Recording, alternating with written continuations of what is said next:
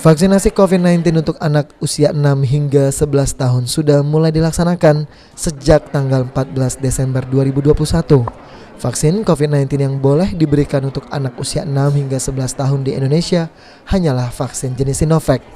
Meski demikian, sejauh ini masih banyak orang tua yang takut memberikan vaksinasi COVID-19 untuk anak-anak mereka. Kepala Dinas Kesehatan Sumatera Selatan Lesti Nuraini mengungkapkan, sebagian orang tua yang melarang anaknya divaksin karena mereka memiliki penyakit penyerta atau komorbid. Namun tak sedikit pula mayoritas orang tua tidak mengizinkan anaknya divaksinasi karena masih memiliki rasa takut akibat dari isu-isu hoax yang hingga kini masih beredar di masyarakat akibat dari kurangnya sosialisasi.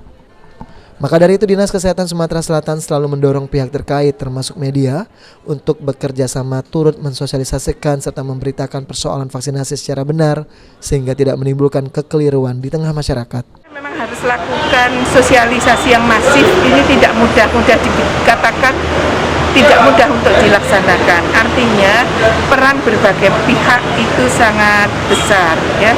Tidak hanya para pejabat panutan, ya, kemudian tokoh masyarakat, tokoh agama, media yang perannya sangat besar.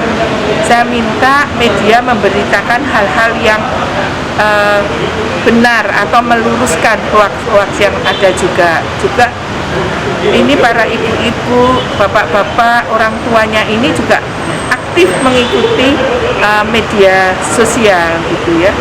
Lebih baik banyak mendengarkan juga berita-berita. Nah, peran media menyampaikan berita-berita yang bagus. Kalau ada hoax cepat untuk segera diatasi tentunya, atau terjadi KIPI, Dinas Kesehatan harus cepat menanganinya dan juga membuka kepada masyarakat berita itu sehingga tidak menimbulkan keraguan.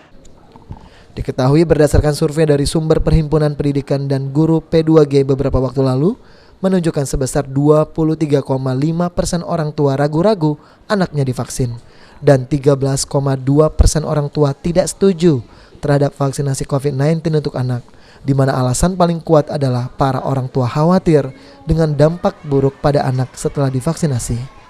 Okta Alfarizi, PAL TV.